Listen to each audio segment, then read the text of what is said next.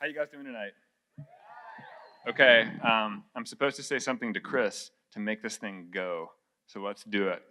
Okay, I'm Jacob Lindsey, and I'm an urban designer. It feels like an AA conference. 10 years ago, I was the first presenter at the first Pecha Kucha, and I had no idea what I was getting myself into. So tonight, I'm going to look back at some of the experiences over the past 10 years and how it applies to Charleston, specifically related to water. Now, as the recession was just beginning 10 years ago, I had designed a number of new neighborhoods all around the country, and this is one of them. And these neighborhoods were all about to fail. And this was a new town in the Carolina Mountains, and it was supposed to be a new neighborhood with a main street and shops and houses and all those things.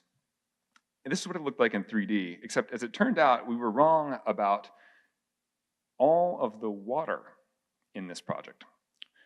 There was no municipal sewer, no municipal stormwater, no municipal water to be had. And 10 years ago, to the day almost, they were out with dowsers walking around the site trying to find water. And it turned out it was on a giant granite dome. And the whole project failed because there was no water. So what's the lesson? Whenever you plan a town, you have to start with the water. And that's the lesson I want to talk about tonight, because I want to suggest to you that when the initial planners created Charleston, they may not have been thinking about the water. Now, this was the 1711 map of the city of Charleston.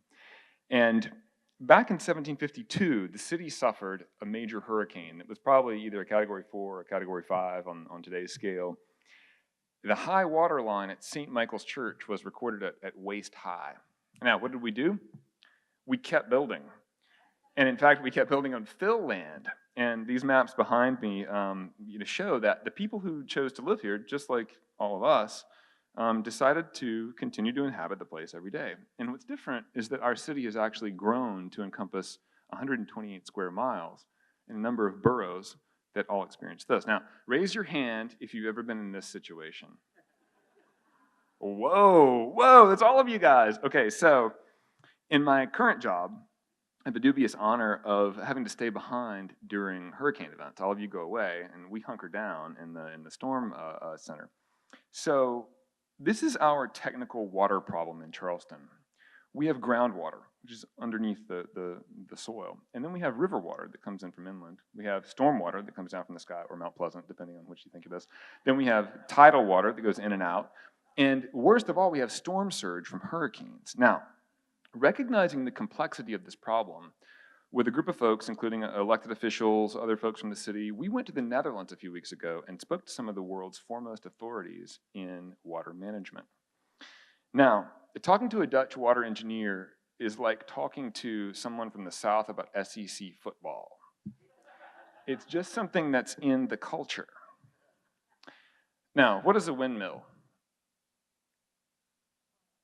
It's a water pump. I didn't know that. But guess what? It's also a house. A person lives in there. Now, this is the interesting challenge that the Netherlands faces today. These windmills moved water off of their land, and they caused the water and the land as a result to subside, to sink, by drying it out to make it arable for farming. Now, if you look at this video, the land beyond of the Amstel River, which you're seeing right now, is actually lower than the water level. Now, in the Netherlands, they drain the water from Germany and France when a storm happens, but they also have North Sea storms. And today, 55% of the country is at flood risk, and 20% of it is below sea level. Now, this is some of the projects that they have done, that they've built to cope with this problem. Now, this is in a town called Nijmegen. This is the Room for the River project. And what they've done here is that the government has recognized that they needed to make more space for floodwater coming from France in Germany.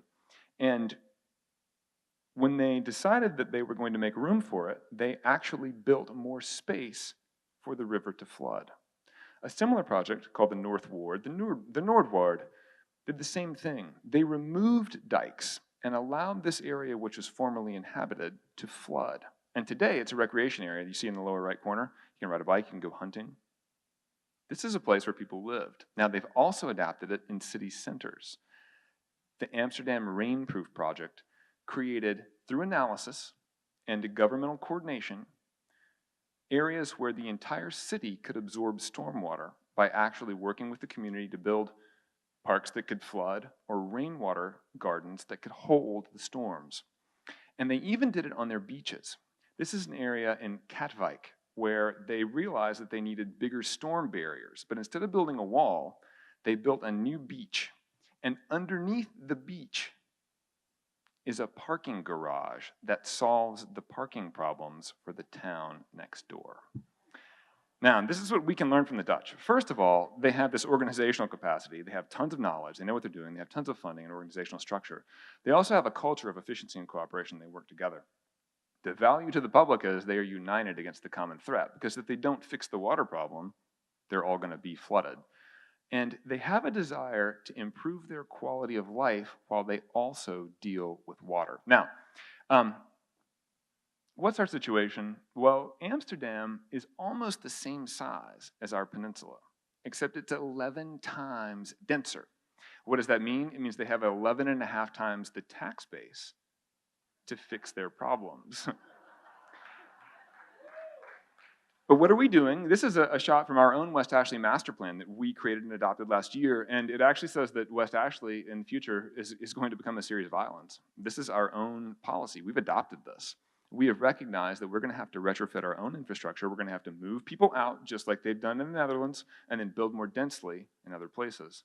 And even downtown, what might that look like? Well, we think it's going to mean, in the yellow, sea level rise defenses, storm surge defenses to take energy out of the waves. We're going to make the city itself absorptive so that rainwater that falls doesn't have to flow out. And then when we do get overwhelmed, we're going to have to pump the city. Now, in conclusion, the idea that our city is going to be flooded, is going to deal with sea level rise, is not some kind of apocalyptic end of the world event. If we look to the Dutch, I think we can see that it's actually incredibly optimistic, because as we upgrade our city for stormwater, we can also improve our quality of life.